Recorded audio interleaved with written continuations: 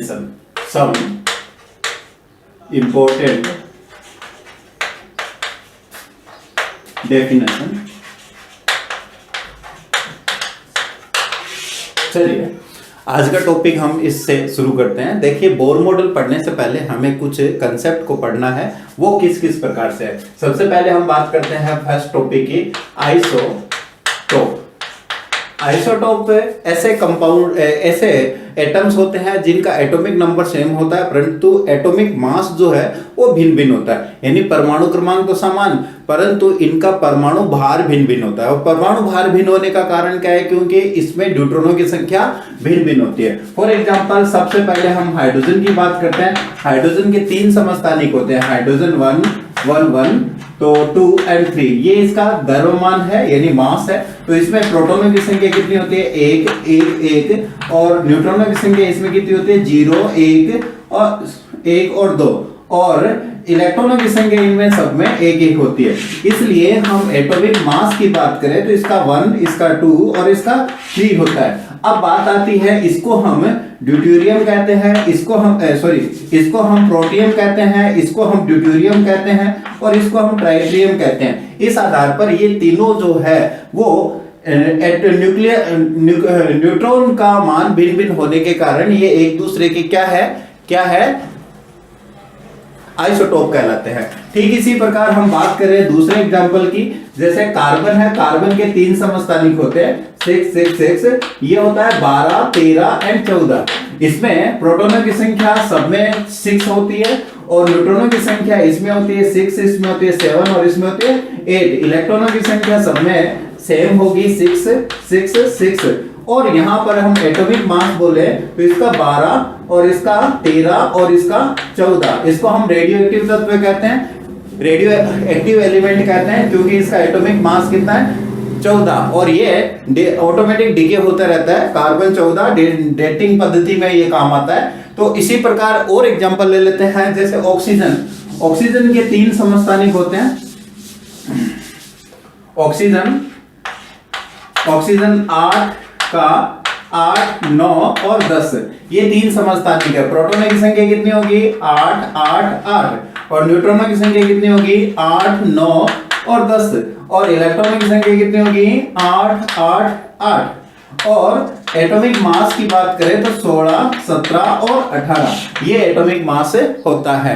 इस प्रकार आइसोटोप वो एटम्स होते हैं जिनका एटॉमिक मास सेम होता है परंतु एटॉमिक नंबर सेम होता है परंतु एटॉमिक मास भिन्न भिन्न होता है।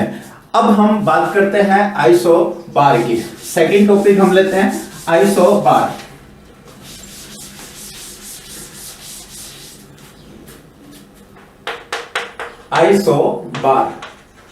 आइसोबार किसे कहते हैं? यानी इनका जो एटॉमिक नंबर है वो डिफरेंट हो सकता है परंतु इनका भार मतलब मास सेम होता है। यानी different atom but have the same mass are known as the isobar. यानी हम बात करें जैसे हाइड्रोजन के एक ट्राइटियम की और एक हीलियम के मॉलिक्यूल्स की, तो हीलियम का एक समस्थानिक है 3 और ट्राइटियम है हाइड्रोजन का आइसोटोप है 3। तो इसका जो मास है एटॉमिक मास है वो है 3 और इसका भी कितना है? 3। जबकि प्रोटॉनों की संख्या कितनी है? इसमें है 1, इसमें कितनी है? 2। न्यूट्रॉनों की संख्या कितनी है? 2 और इसमें कितनी है? भाई 2 है तो 2 और 1 न्यूट्रॉनों की संख्या है। इलेक्ट्रॉन कितने हैं इसमें 1 और इसमें 2। तो ये इसमें अंतर है। यानी आइसोबार जो होते हैं वो ऐसे एटम्स होते हैं जिनका एटॉमिक नंबर डिफरेंट होता है परंतु एटॉमिक मास सेम होता है। फॉर एग्जांपल एक और ले लेते हैं हम, पोटेशियम एंड कैल्शियम। पोटेशियम कितना होता है? 19 और ये कितना होता है? 20। 19 से 38। इसमें एक 38 की जगह न्यूट्रॉन की संख्या एक ज्यादा होती है तो इसका यहाँ पर 40 एटॉमिक मास है और इसका होता है 40 है। तो इसमें प्रोटॉनों की संख्या कितनी है? 19 है। इसमें कितनी है? 20। न्यूट्रॉनों की संख्या कितनी है? 19 और 1 21 और इसमें कितनी है? 20 और इलेक्ट्रॉनों की संख्या कितनी है इसमें 19 और इसमें कितनी है 20। एटॉमिक मास की बात करें तो इसका भी 40 है और इसका भी 40 है, इसलिए इनको हम क्या कहते हैं आइसोबार। आइसोबार वे प्रोडक्ट, देखिए एटॉमिक मास हमने बार बार में बताया A बराबर होता है n प्लस पी। यहां पर n जो है न्यूट्रॉनों की संख्या है और p क्या है प्रोटॉनों की संख्या, इन दोनों को जोड़ेंगे तो क्या आएगा 40। तो इसलिए एटॉमिक बार मतलब mass are same but different atomic number, so known as the isobar. Next हम बात करते हैं आइसोडाइफर की। नेक्स्ट हम बात करते हैं आइसोडाइफर। देखिए कुछ ऐसे एलिमेंट भी होते हैं, और कुछ ऐसे एलिमेंट में प्रोटॉनों की संख्या भिन्न भिन्न होती है, इलेक्ट्रॉनों की संख्या भिन्न भिन्न होती है, परंतु number of proton and number of proton भिन्न भिन्न होते हुए भी इनका डिफरेंस न्यूट्रॉन माइनस प्रोटॉन का जो डिफरेंट है वो सेम होता है। ऐसे जो एलिमेंट्स होते हैं उनको हम आइसोडाइफर कहते हैं।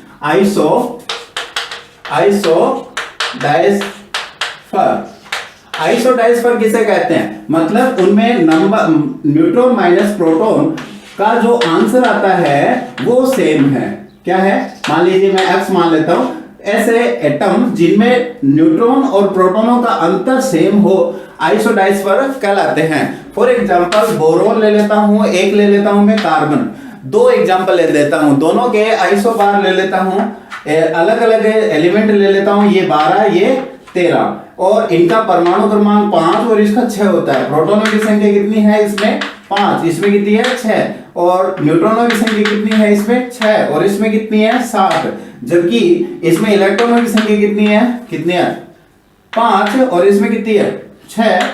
तो इसमें अंतर क्या है, इसमें n माइनस पी, यहां देखिए n कितना है 6, n माइनस पी बराबर है 6 माइनस 5 बराबर 1, और इसके लिए कितना है 7 माइनस 1 बराबर 7 माइनस 6 बराबर 1। तो न्यूट्रॉन एंड प्रोटॉनों का अंतर सेम होता है, उसको हम क्या कहते हैं आइसोडाइफर कहते हैं। फॉर एग्जांपल आप दूसरा एग्जांपल ले लेते हैं, नाइट्रोजन 15 और आपका फॉस्फोरस नाइट्रोजन 15 और फ्लोरीन 19 ले लेते हैं। ये नाइट्रोजन है 7 नंबर और ये कितना है फ्लोरीन कितना नंबर होता है 9। तो इसमें प्रोटॉनों की संख्या कितनी है 7, इसमें कितनी है 9।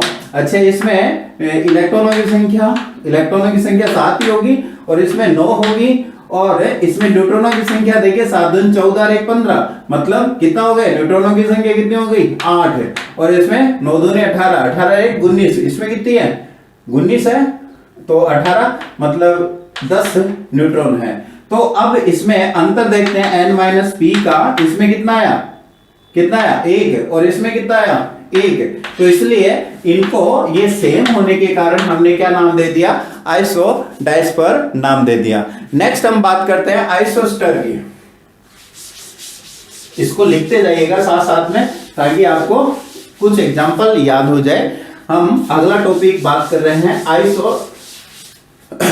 आइसोस्टर।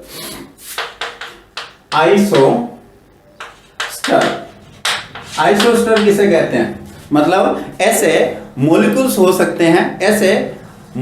सकते हैं जिनमें एटॉमिक संख्या और टोटल इलेक्ट्रॉनों की संख्या सेम हो, तो हम उसे क्या कहते हैं, तो हम यहां कह देते हैं same molecules which have the same atomic number and same total electron same होने चाहिए और टोटल एटम सेम होने चाहिए। उनको ऐसे मॉलिक्यूल्स को हम क्या कहते हैं आइसोस्टर। तो ये किसके लिए आता है, ये मॉलिक्यूल्स के लिए है। ऐसे मॉलिक्यूल्स जिनका परमाणु संख्या सेम है और उनमें टोटल इलेक्ट्रॉनों की संख्या सेम है। फॉर एग्जांपल के लिए हम कार्बोनिल कंपाउंड में कार्बन डाइऑक्साइड और नाइट्रोसिल यानी N2O यहां ले लेते हैं N2O, इसको हम देख लेते हैं। तो सबसे पहले हम बात करते हैं एटम नंबर एटम नंबर कितने हैं इसमें 3 और इसमें कितने हैं 3, तो टोटल एटॉमिक नंबर सेम है क्योंकि 2 इसके हैं और 1 इसका 3 हो गया, 2 इसके और 1 इसका 3 हो गया। अब हम बात करते हैं टोटल इलेक्ट्रॉन की। इलेक्ट्रॉन कितने हैं, कार्बन के होते हैं 6 प्लस 2 गुणा 8, टोटल कितने हो गए 8 दूनी 16, 16 और 6 कितने हो गए 16 और 6 22 इलेक्ट्रॉन इसमें है। और इसमें कितने हैं 7 7 दूनी 14, 7 2 गुणा 7 और प्लस 8 कितने हो गए 7 दूनी 14, 14 और 8 आपके वो भी 22 इलेक्ट्रॉन हो गए। तो which molecules that have the same atom and same total electron are known as the isostere. Isostere का मतलब क्या हुआ, आइसोस्टर ऐसे कंपाउंड हो गए। ठीक है, नेक्स्ट हम टॉपिक लेते हैं आइसो इलेक्ट्रॉनिक। क्या लेते हैं आइसो इलेक्ट्रॉनिक। आइसो इलेक्ट्रॉनिक का तो नाम से ही पता चल रहा है, विच have the same number of electron in molecules. मतलब ये आइसो इलेक्ट्रॉनिक जो है वो मॉलिक्यूल्स भी हो सकता है, वो स्पीसीज भी हो सकती है, आयन भी हो सकता है और वो एटम भी हो सकता है। तो ऐसी आइटम या ऐसी species which have the total number of electron are equal to each other that known as the isoelectronic species. For example हम ले लेते हैं क्लोरीन और आर्गन। क्लोरीन का कितना होता है 17 और इसका कितना होता है 18। प्रोटॉनों की संख्या कितनी होती है इसमें 17, इसमें 18। न्यूट्रॉनों की संख्या कितनी होती है, न्यूट्रॉन कितने भी हो हमें उससे लेना देना क्या। मैं मोस्टली हम आइसो इलेक्ट्रॉनिक की बात करते हैं। आइसो इलेक्ट्रॉनिक में इसमें 17 था, एक माइनस आवेश है तो इसलिए टोटल कितने हो गए आइसो इलेक्ट्रॉनिक में 18 और इसमें कितने हो गए 18। So that which are known as iso क्या electronic species. Isoelectronic species किसे कहते हैं, जिनमें इलेक्ट्रॉनों की संख्या सेम हो। फॉर एग्जांपल एक ले लेते हैं H2O और दूसरा हम ले लेते हैं अमोनिया NH3। अब देखिए इसमें टोटल इलेक्ट्रॉनों की संख्या देख लेते हैं। टोटल इलेक्ट्रॉन कितने हैं 2, हाइड्रोजन के 2 हो गए और ऑक्सीजन के कितने हो गए 8, टोटल कितने हो गए 10। इसमें कितने हैं 7 प्लस 3 बराबर 10। तो टोटल इलेक्ट्रॉनों की संख्या सेम होती है तो हम उसे क्या कहते हैं आइसो इलेक्ट्रॉनिक। फॉर एग्जांपल हम ले लेते हैं BF3 और SO2। इसमें देखिए बोरोन कितने होते हैं 5 प्लस, बोरोन में कितने इलेक्ट्रॉन होते हैं 5 और फ्लोरीन में कितने होते हैं 9 9 27। टोटल कितने हो गए 5 27 3 2 32। अच्छा इसके हम बात करते हैं सल्फर पे कितने होते हैं, सल्फर कितने नंबर होता है 16। हाँ तो 16 प्लस और 16 दूनी 32, 8 दूनी 16 इलेक्ट्रॉन इस पे हो गए। तो टोटल इलेक्ट्रॉनों की संख्या कितनी हो गई 32 इलेक्ट्रॉन हो गई। So that are known as the isoelectronic. चलिए ऐसे एटम्स होते हैं जिनके अंदर न्यूट्रॉन की संख्या सेम होती है। आइसोटोन, टोन का मतलब न्यूट्रॉन, जिनके अंदर सेम होती है, क्या होती है न्यूट्रॉन की संख्या, न्यूट्रॉन सेम होता है। जैसे फॉर एग्जांपल हम ले लेते हैं हीलियम, एक ले लेते हैं हीलियम और एक ले लेते हैं हाइड्रोजन। इसका है 4 और ये 3, तो इसमें 1 और 2 ये होता है। तो प्रोटॉनों की संख्या कितनी है 1 और इसके अंदर 2 और न्यूट्रॉनों की संख्या इसमें कितनी है 2 और इसमें कितनी है 2। तो यहाँ पर न्यूट्रॉनों की संख्या क्या है सेम है, इसलिए इनको हम क्या कहेंगे आइसोटोन। इसी प्रकार हम एक और एग्जांपल ले लेते हैं पोटेशियम और कैल्शियम। कैल्शियम 19 और इसको ले लेते हैं 40, तो ये 39 ले लेते हैं और ये 40, तो ये 19 होता है और ये होता है 20। तो इसमें प्रोटॉनों की संख्या 19 और न्यूट्रॉनों की संख्या कितनी है, प्रोटॉनों की संख्या 20, न्यूट्रॉनों की संख्या कितनी है, इसमें तो है कितनी है 20 और इसमें कितनी है, इसमें भी 20 है। तो both have the same neutron, so are known as the isotone. एक बार मैं इन सब को रिमाइंड कर लेता हूं, रिकैप कर लेता हूं, एक बार आपको समझ में आ जाए।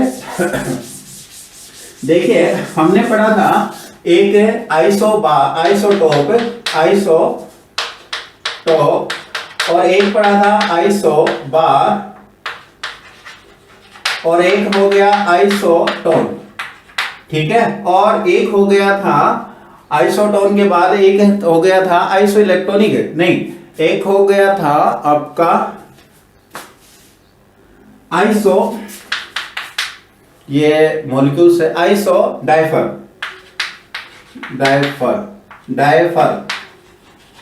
ये चार जो ऐसी स्पीशीज हमने बोली थी, इसमें क्या था, सेम एटॉमिक नंबर सेम था, एटॉमिक नंबर सेम था, बट डिफरेंट था, क्या था, एटॉमिक मास डिफरेंट था। ये तो सेम था और ये डिफरेंट था। आइसोबार में क्या था, ये सेम, एटॉमिक मास जो सेम था और ये डिफरेंट था, क्या था, एटॉमिक नंबर डिफरेंट था। आइसोटोन में क्या होता है, न्यूट्रॉन सेम होता है परंतु प्रोटॉनों की संख्या भिन्न भिन्न होती है, इसलिए इसमें क्या होता है, इसमें एटॉमिक मास भी भिन्न भिन्न हो सकता है, ये भी भिन्न भिन्न हो सकता है, इलेक्ट्रॉनों की संख्या भी भिन्न भिन्न हो सकती है।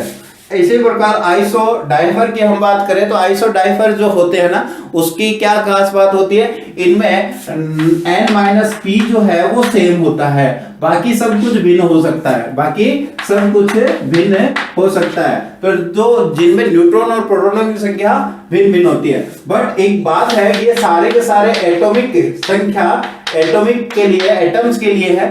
अब हम बात करते हैं कुछ और टॉपिक की। एक हमने पढ़ा था आइसो इलेक्ट्रॉनिक। आइसो इलेक्ट्रॉनिक का मतलब ये आयन भी हो सकता है, यानी एटम भी हो सकता है, आयन भी हो सकता है और मॉलिक्यूल्स भी हो सकता है, मॉलिक्यूल्स भी हो सकता है, मगर इनमें होना क्या चाहिए, सेम इलेक्ट्रॉनों की संख्या टोटल होनी चाहिए। और एक और पढ़ा था हमने, याद आ रहा है क्या, क्या पढ़ा था आइसोटोन, आइसोबार और डाइस्पर। एक और क्या पढ़ा था एक और पढ़ा था हमने आइसोस्टर, आइसोस्टर। आइसोस्टर किसे कहते हैं, जिसमें एटॉमिक नंबर सेम हो और उसमें क्या सेम हो, टोटल इलेक्ट्रॉन सेम हो, ऐसी स्पीशीज को हमने आइसोस्टर कहा था। और आइसोस्टर जो है वो एटम तो नहीं हो सकते क्योंकि एटम की संख्या भिन्न भिन्न है, तो ये मॉलिक्यूल्स होते हैं, मॉलिक्यूल्स होते हैं, या फिर आयन होता है, आयन हो सकता है, तो ये हो सकता है। और इसके अलावा हमने एक और पढ़ा था, क्या था वो, टोटल कितने हो गए, 1 2 3 4 5 6, हाँ 6 टॉपिक आपके क्लियर हमने किए थे। नेक्स्ट हम लेते हैं इसके बाद अगला टॉपिक है। एक टॉपिक लेने से पहले मैं आपको कुछ पॉइंट बता देता हूं जो इंपॉर्टेंट है इन सारे पॉइंटों के लिए। सबसे ज्यादा इंपॉर्टेंट इन पॉइंटों का महत्व है। पहली बात नोट कर लें, सबसे पहले हम बात कर रहे हैं आइसोटोप की। तो आइसोटोप जो होते हैं उनका केमिकल प्रॉपर्टी तो सेम होता है परंतु फिजिकल प्रॉपर्टी डिफरेंट होता है। Isotope have same chemical property but differ in physical property, physical property भिन्न भिन्न होती है। एक और बात करते हैं आइसोटोप के बारे में। आइसोटोप जो है वो उनका इलेक्ट्रॉनिक और E अपॉन आवेश अपॉन द्रव्यमान का जो अनुपात है, E अपॉन m का जो मान है वो अलग अलग प्राप्त होता है, डिफरेंट होता है।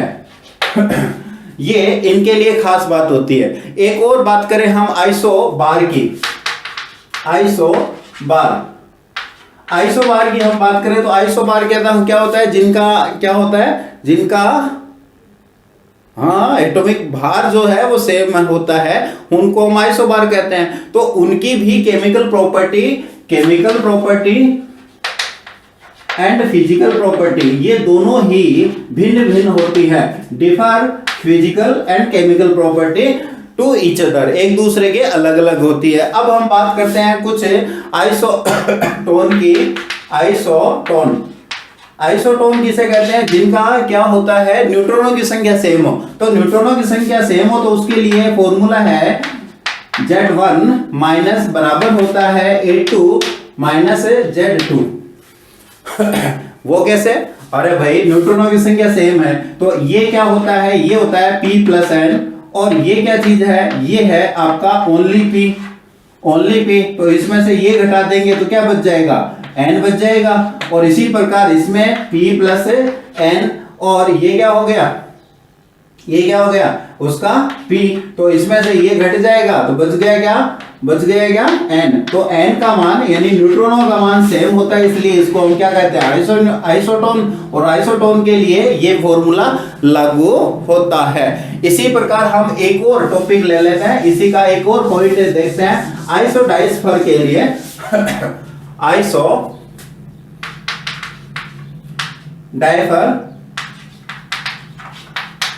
आइसोडाइफर के लिए एक फॉर्मूला है A - 2Z1 और बराबर होता है A2 2Z2। ये सेम वही बात है, अगर हम दुगना करके उसमें से घटाएंगे, ये आपका वही है न्यूट्रॉन प्लस प्रोटॉनों की संख्या और -2 गुणा प्रोटॉनों की संख्या, तो इससे गुणा करते हैं तो इसका मान जो है वो जो भी वैल्यू आएगी वो वैल्यू इसमें, और इसकी value n plus p - 2p की जो वैल्यू आएगी उसका बराबर होना होता है। ये आइसोडाइस्फर के लिए मोस्ट इंपॉर्टेंट है। नेक्स्ट हम बात करते हैं नए टॉपिक की, जो थोड़ा सा इससे बेहतरीन है, बेस्ट है और समझने के लिए इंपॉर्टेंट है। नेक्स्ट है इलेक्ट्रोमैग्नेटिक वेव। इलेक्ट्रोमैग्नेटिक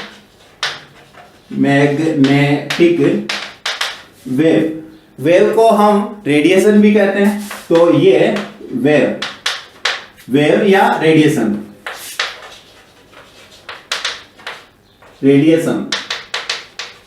इसका एक और नया नाम है रेडिएंट एनर्जी।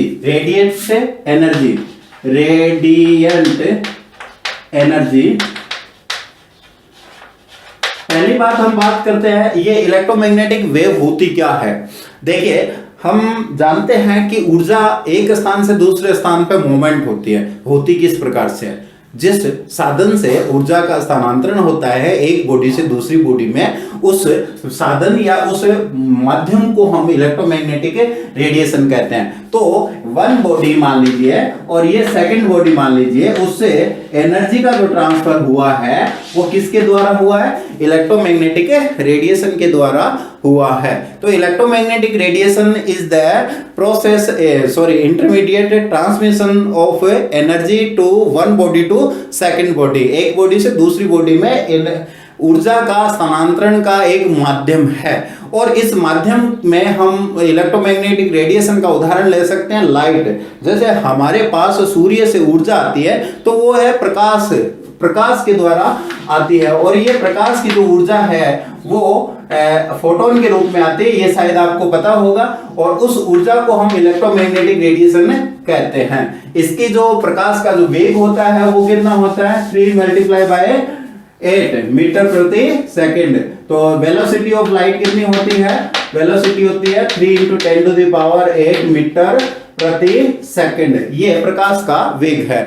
अब हम बात करते हैं कि वो कितने प्रकार की रेडिएशन होती है। तो हमारे पास कई प्रकार की रेडिएशन होती है, माइक्रोवेव होती है, इंफ्रारेड होती है, विजिबल रे होती है, रेडियो वेव होती है, या अल्ट्रावायलेट रेडिएशन होती है, गामा रे, सोन। जो हमें सूर्य के प्रकाश का जो स्पेक्ट्रम है उसमें हमें क्लियर पता चलता है। यहाँ पर हमारे लिए जो मेन चीज है वो नोट करने लायक है, वो आप नोट कर लीजिए। पहला है जो रेडिएंट एनर्जी होती है उसको गमन के लिए यानी प्रोपेगेशन के लिए माध्यम की आवश्यकता नहीं होती। तो no need medium for propagation के लिए माध्यम की आवश्यकता नहीं होती। दूसरी बात हम बात करें कि ये जो होती है वो दो फील्ड को लेकर के साथ साथ चलती है। ये दोनों फील्ड होते हैं, एक तो है इलेक्ट्रिकल फील्ड और दूसरा होता है magnetic field.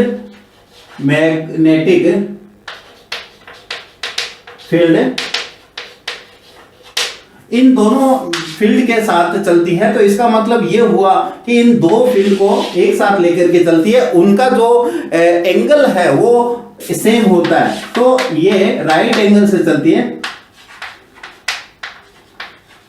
Angle both have the right angle, एक समान एंगल से ये चलती है।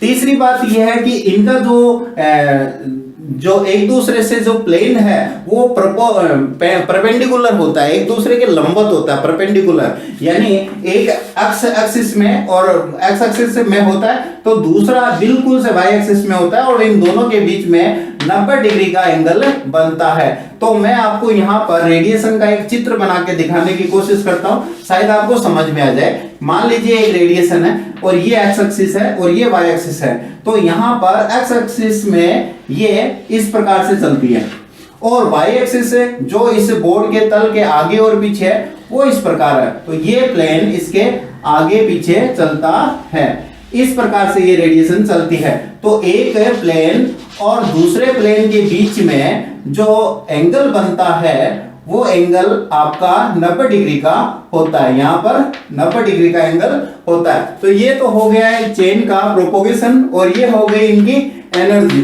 तो इस प्रकार से यहाँ पर रेडिएशन में दो इलेक्ट्रिकल फील्ड और मैग्नेटिक फील्ड होते हैं जो एक दूसरे से एक ही एंगल पर चलते हैं और इनके तल जो है उनके बीच में 90 डिग्री का कोण होता है।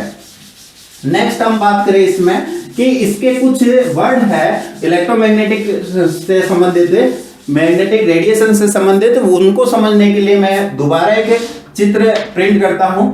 ये मान लीजिए कोई रेडिएशन है, उस रेडिएशन का जो चैनल है यानी गमन है वो इस प्रकार से होता है, कुछ उभार बनता है, उभार को हम क्रस्ट कहते हैं, क्रस्ट क्या कहते हैं, क्रेस्ट,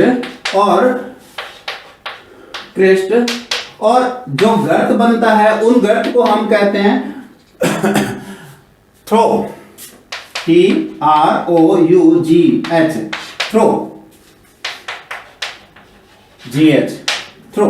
और जो इनकी जो इंटरमीडिएट जो स्टेज है, जो इंटरमीडिएट स्टेज है यानी इसकी कॉमन अवस्था है, सामान्य अवस्था है, उससे इसका मैक्सिमम विस्थापन आयाम कहलाता है, एप्टीट्यूड क्या कहलाता है, एप्टीट्यूड कहलाता है। तो हम इनके बारे में कुछ डेफिनेशन हम डिस्कस करते हैं। पहला डेफिनेशन है वेवलेंथ। क्या है, वेवलेंथ, वेवलेंथ, वेवलेंथ किसे कहते हैं। देखिए अगर कोई रेडिएशन है और वो गमन कर रही है तो गमन करने पर नियरेस्ट टू क्रेस्ट और नियरेस्ट टू थ्रोट के बीच की दूरी का मान जो है, डिस्टेंस जो है वो क्या कहलाती है, लेम्डा कहलाती है। यानी इसको हम लेम्डा द्वारा रिप्रेजेंट करते हैं और लेम्डा किसे कहते हैं, लेम्डा का मतलब हो गया दो निकटवर्ती उभार और निकटतम उभार या दो निकटवर्ती गर्त के बीच की दूरी, यहां से यहां तक के बीच की दूरी जो है वो लेम्डा। देखिए मैंने ये डिस्टेंस चित्र में थोड़ी सी गलत है मगर ये एज इक्वल होती है, तो यहां पर मैंने दोबारा बोलने की कोशिश की है कि दो निकटतम क्रस्ट के बीच की जो दूरी है वो डिस्टेंस में आएगी और डिस्टेंस वेवलेंथ कहलाएगी। उस वेवलेंथ को हम क्या कहेंगे, उस डिस्टेंस को हम क्या कहेंगे, वेवलेंथ कहेंगे। तो सेकंड इसका जो वैल्यू है वो मीटर में मापा जा सकता है या एंगस्ट्रॉम में मापा जा सकता है या सेमी में मापा जा सकता है। तो किस किस में माप सकते हैं, एंगस्ट्रॉम में माप सकते हैं, मीटर में माप सकते हैं, पिकोमीटर में माप सकते हैं। तो ये मापने की इकाई हो गई पिकोमीटर और सेंटीमीटर। तो मैं यहाँ पर कुछ वैल्यू लिख देता हूँ। एक एंगस्ट्रॉम का मतलब होता है 10 की घात माइनस 10 मीटर। एक एंगस्ट्रॉम का मान कितना होता है, 10 की घात माइनस 10 मीटर। और एक पिकोमीटर का वैल्यू जो होता है 10 की घात माइनस 12 मीटर होता है। और एक नैनोमीटर का मान कितना होता है, नैनोमीटर में भी मापते हैं इसको, नैनोमीटर में भी मापते हैं। नैनोमीटर का मान है 10 की घात माइनस 9, 10 की घात माइनस 9 मीटर। और आप एक जगह सेंटीमीटर भी बोल रहे थे, तो एक सेंटीमीटर बराबर कितना होता है, 10 की घात है कितना होता है, ये तो पता ही होगा, सेंटीमीटर -2 मीटर। और इसके अलावा नैनोमीटर हो गया। ये सारे मेजरमेंट है, किसके मेजरमेंट है, लेम्डा के। लेम्डा किसे कहते हैं, दो उभार या दो गर्त के बीच की दूरी को हम क्या कहते हैं, लेम्डा। नेक्स्ट हम बात करते हैं वेव नंबर की।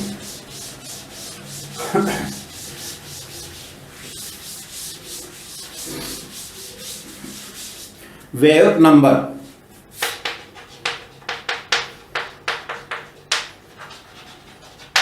वेव नंबर किसे कहते हैं? देखिए, वेव नंबर को हम इस रूप में दर्शाते हैं, न्यू बार के रूप में, और न्यू बार बराबर होता है 1/λ, यानी लेमडा का व्युत्क्रम क्या कहलाएगा? व्युत्क्रम क्या कहलाएगा? क्या कहलाएगा? Wave number. तो wave number is defined as the, it is the reciprocal of the wavelength, reciprocal of the wavelength. इसको भी हम उसी इकाई में माप सकते हैं, तो सेमी इनवर्स आ जाएगा, या मीटर इनवर्स आ जाएगा, या एंगस्ट्रॉम इनवर्स आ जाएगा। तो इनमें से हम नैनोमीटर इनवर्स, पिकोमीटर इनवर्स आदि में इसको माप सकते हैं। नेक्स्ट पॉइंट हम बात करते हैं फ्रीक्वेंसी की। तो ये है फ्रीक्वेंसी। फ्रीक्वेंसी कैसे मापते हैं, या फ्रीक्वेंसी का क्या वैल्यू होता है? तो इसको हम न्यू कहते हैं, न्यू इसको न्यू कहते हैं। न्यू का सिंबल होता है NU, या न्यू के रूप में लिखते हैं। फ्रीक्वेंसी किसे कहते हैं? देखिए, अगर मान लीजिए कोई तरंग ऐसे गमन कर रही है, और इन गमन के दौरान वह 1 सेकंड में जितने तरंग दैर्घ्य पार करती है, उनकी संख्या को हम क्या कहते हैं? क्या कहते हैं? वेव फ्रीक्वेंसी कहते हैं। तो frequency of a wave is defined as the number of wave या wavelength which pass through a point in a second. 1 second में जितने तरंग दैर्घ्य या तरंग गुजरी है किसी बिंदु से, उनकी संख्या को हम क्या कहते हैं? फ्रीक्वेंसी कहते हैं। फ्रीक्वेंसी को किस में मापते हैं? फ्रीक्वेंसी को हम हर्ट्ज में मापते हैं,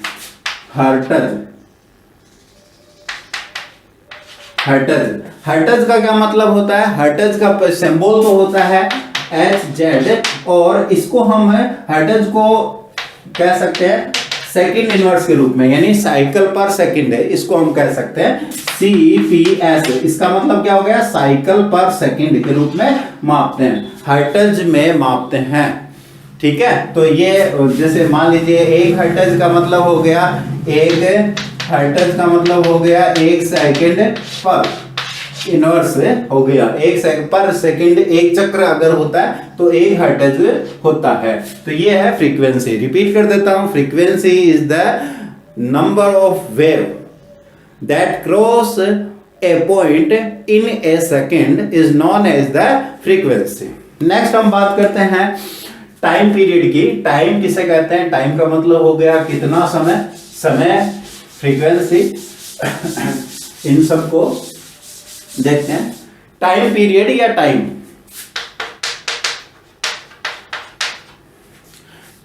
पीरियड यानी टी का मतलब हो गया एक वेव जो है, एक वेव यानी एक लैम्डा, मतलब एक पॉइंट से क्रॉस करने में कितना समय लगाता है, वो उसका क्या हो गया? टाइम। यानी एक लैम्डा अगर क्रॉस करता है किसी बिंदु को, तो वो यहां से यहां तक दूरी तय करने में कितना समय लगाता है, वो इसका क्या हो गया? Time period. और इसको हम ऐसे दर्शा सकते हैं 1/v। v का मतलब हो गया वेलोसिटी, यानी एक तरंग दैर्घ्य कितने समय में इसका वेग क्या है, उसके द्वारा हम दर्शा सकते हैं। नेक्स्ट हम बात करते हैं अगले पॉइंट की, आपका वेलोसिटी का मतलब हो गया आपका, क्या कहते हैं वेलोसिटी को? वेलोसिटी और वेग किसे कहते हैं? दूरी बटा समय, तय की गई दूरी बटा समय। तो हम दूरी को किस में माप रहे थे? यहाँ पर लैम्डा में। और टी मतलब समय हो गया, तो ये हमारा वैल्यू हो गया, तो इसको हम क्या कहेंगे? सी, वेलोसिटी। जबकि टी का मान क्या होता है? 1/v। तो इसलिए हम इसको क्या रख सकते हैं? इसकी वैल्यू रखें, तो यहां से सी बराबर हो गया न्यू लैम्डा। और न्यू बराबर क्या हो गया? न्यू बराबर हो गया C/λ। ये वैल्यू अपनी निकलती है। तो वेलोसिटी किसे कहते हैं? अगर हम किसी तरंग को देखें तो वह क्रॉस करती है, तो उसका वेग क्या होता है? The velocity of wave is defined as the distance that cover by the wave in a second, एक सेकंड में कितनी दूरी तय करती है कोई वेव, वह उसकी क्या कहलाती है, वेलोसिटी कहलाती है। वेलोसिटी को मापते किस में है, वेलोसिटी को मापते किस में है, तो इसको हमने किस में मापा था, या तो मीटर में, और टाइम को हमने किस में मापा था, टाइम को मापा था सेकंड में। तो वेलोसिटी का जो वैल्यू है वो क्या हो जाएगा, मीटर पर सेकंड हो जाएगा, मीटर पर सेकंड हो जाएगा।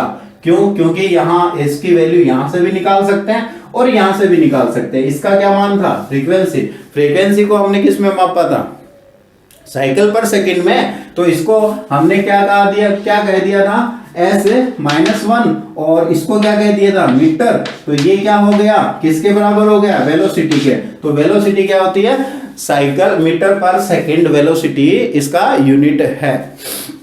नेक्स्ट हम बात करते हैं एप्टीट्यूड की।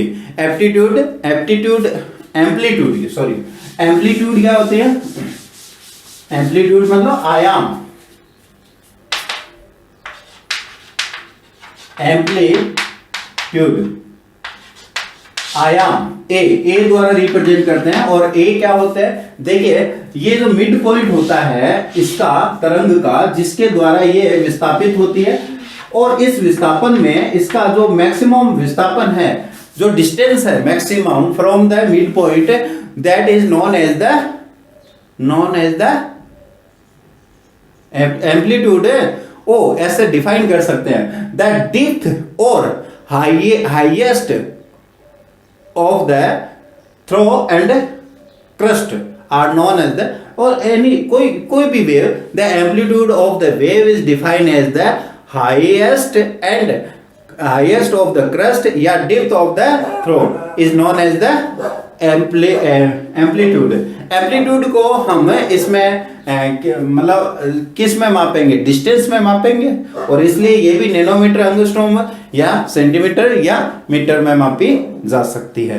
तो ये हमारा मोस्ट पॉइंट था, और इस मोस्ट पॉइंट में हमारे पास है ये वैल्यू एक आई थी कि ये होता है C/λ। यहां पर ये न्यू फ्रीक्वेंसी बराबर होती है C/λ।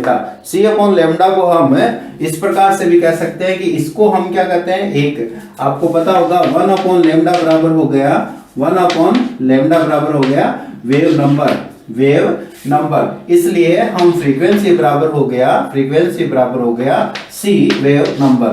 ये हमारे दो फॉर्मूले हमें याद रखने हैं, जिस पर बार बार में क्वेश्चन पूछा जाता है। स्पेक्ट्रम ऑफ लाइट का क्या मतलब है, लाइट मतलब सनलाइट की हम बात कर लेते हैं, जो कि एक इलेक्ट्रोमैग्नेटिक रेडिएशन है। और इसका स्पेक्ट्रम कैसे लेते हैं, देखिए आपने घर पे एक्सपेरिमेंट किया होगा छोटा सा। अगर हम किसी प्रिज्म में से प्रकाश को गुजारते हैं तो वह 7 कलर में विभाजित हो जाती है और एक छाया बनती है, जैसे इंद्रधनुष बनता है। तो ये जो चित्र बनता है लाइट का, यानी लाइट को उसके भागों में, घटकों में विभाजित कर देते हैं, तो वो एक चित्र बन जाता है और उसे हम स्पेक्ट्रम कहते हैं। स्पेक्ट्रम इंद्रधनुष लाइट का स्पेक्ट्रम ही होता है। अगर आप घर पे एक्सपेरिमेंट करना चाहे तो पानी में कांच मिरर को लगाइए, और पानी में डुबोने के बाद जब लाइट इस पे से गुजरेगी तो गुजर करके जैसे दीवार पे गिरेगी, कहीं रिफ्लेक्शन होगा तो दीवार पे वहां पर इंद्रधनुष बन जाएगा। अब बात करते हैं स्पेक्ट्रम की। तो लाइट जो है वो कई सारे पार्ट से मिलके बनी हुई है, रेडियो वेव, माइक्रोवेव, इसे है ना, और IR विजुअल मतलब दृश्य प्रकाश, ultraviolet radiation, x ray, gamma ray और कॉस्मेटिक। तो इस प्रकार से हम यहाँ तक के पार्ट को हम देख रहे हैं। ये 0.01 एंगस्ट्रॉम से शुरू होता है और यहाँ तक मतलब 3 × 10⁻14 एंगस्ट्रॉम तक इसका विभाजन है। ये टोटल जो एनर्जी है उसका मान, जैसे देखिए इधर एंगस्ट्रॉम यानी ये तरंग दैर्घ्य बता रहा है, लैम्डा की वैल्यू जो है वो कम है, और इधर से इधर बढ़ते हैं तो ये रेडिएशन का मान बढ़ता है, लैम्डा का मान बढ़ता है, और इधर से इधर जाते हैं तो इसकी एनर्जी का मान घटता है, क्योंकि ऊर्जा और जो एनर्जी और जो लैम्डा है वो एक दूसरे के व्युत्क्रमानुपाती है। तो यहाँ पर रेडियो वेव, माइक्रोवेव, IR, इसका वैल्यू देखिए, ये यहां से चले तो ये पहला हो गया 0.01 एंगस्ट्रॉम, फिर गामा रे जो खत्म होती है वो 0.1 एंगस्ट्रॉम से लेकर के और 150 एंगस्ट्रॉम तक एक्सरे आती है, और एक्सरे के बाद 150 से 3800 एंगस्ट्रॉम तक यूवी अल्ट्रावायलेट रेडिएशन आती है। 3800 एंगस्ट्रॉम से लेकर के 7600 एंगस्ट्रॉम तक, यानी 3800 एंगस्ट्रॉम से 7600 एंगस्ट्रॉम तक विजिबल आती है। विजिबल जो होती है वो 7 पार्ट से बनी होती है, जिसको हम विब्ग्योर कहते हैं।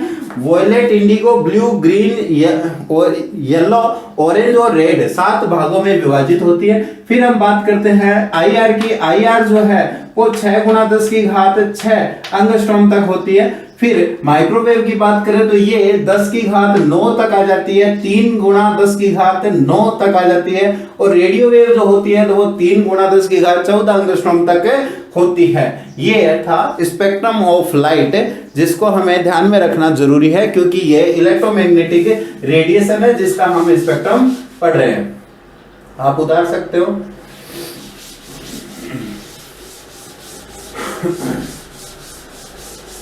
चलिए नेक्स्ट पॉइंट हम बात करते हैं। अगला है Planck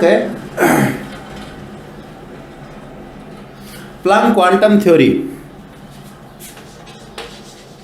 Planck quantum theory. Planck quantum theory जो है वो क्या है? देखिए, कोई जमाने में ये माना जाता था कि प्रकाश जो है वो सतत होता है, कंटिन्यूस होता है, प्रकाश की जो किरणें हैं वो लगातार आती है। मगर ये पहला वैज्ञानिक था जिसने ये बताया कि प्रकाश कंटिन्यूस नहीं होता, डिसकंटिन्यूस होता है।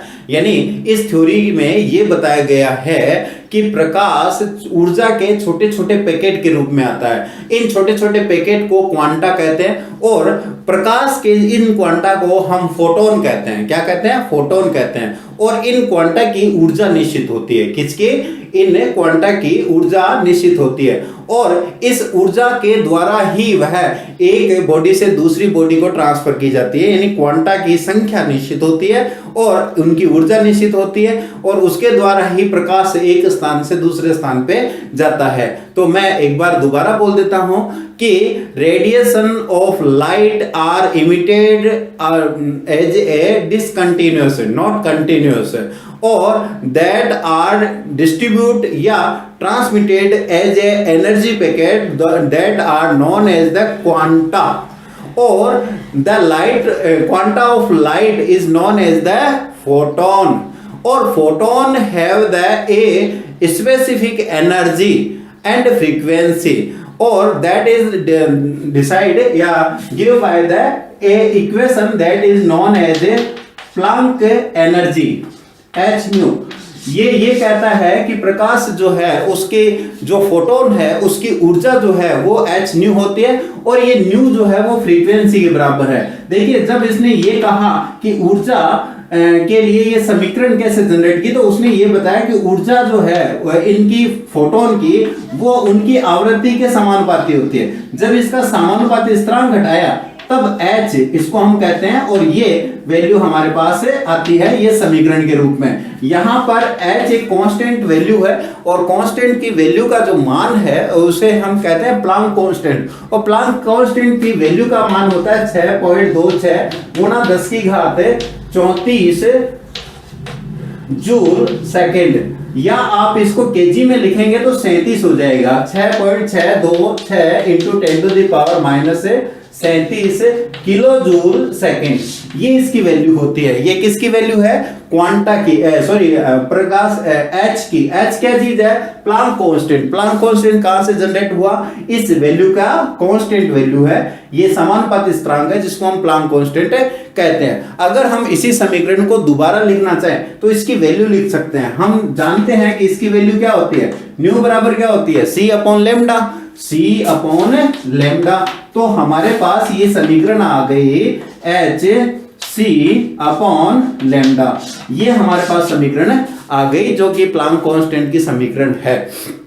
एक और बात हम यहां पर कहते हैं कि प्लांक कांस्टेंट ये कहता है कि प्लांक ये कहता है कि यदि मान लीजिए एक बॉडी से दूसरी बॉडी में, यानी एक बॉडी से दूसरी बॉडी में ऊर्जा का स्थानांतरण होता है, तो ऊर्जा का तो स्थानांतरण पैकेट के रूप में होता है, तो पैकेट के रूप में होता है तो जितनी ऊर्जा इसको स्थानांतरित की जाती है उसकी ऊर्जा का मान जो है एन एच न्यू होता है। यहां पर एन क्या है, एक इंटीजर है, एक स्थिरांक है, एक संख्या है जिसका मान 1 2 3 4 5 आदि हो सकता है, तो इसका एक निश्चित गुणांक होता है जिसके गुणन से इसकी वैल्यू का मान आता है जो टोटल एनर्जी को दर्शाता है।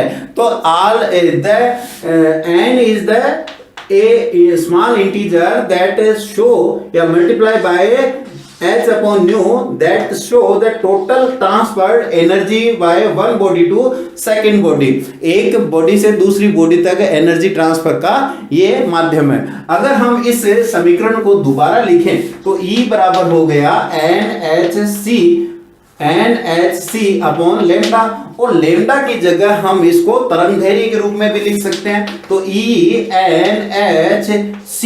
बार के रूप में हम लिख सकते हैं। तो बड़े ये ध्यान रखना है हमें, ये तीन समीकरण हमारे मोस्ट इंपॉर्टेंट है जो प्लांक कांस्टेंट की समीकरण है या प्लांक क्वांटम थ्योरी की समीकरण है। E बराबर h न्यू प्लांक स्थिरांक कहलाता है h, और h की वैल्यू होती है 6.626 into 10 to the power -34 joule second इसकी ऊर्जा होती है। हाँ, एक वैल्यू और मैं बता देता हूं, इसकी वैल्यू अगर अर्ग में देखेंगे तो 27 होती है, 6 इंटू 10 टू दी पावर -27 अर्ग सेकेंड होती है। अर्ग सेकेंड, यहाँ सेकेंड अलग है और अर्ग अलग है, तो ये इतनी वैल्यू होती है जो हमें ध्यान में रखनी है। n जो है वो इंटीजर है जिसको आगे जाकर के हम प्रिंसिपल क्वांटम संख्या भी कहते हैं, मुख्य क्वांटम संख्या भी कहते हैं।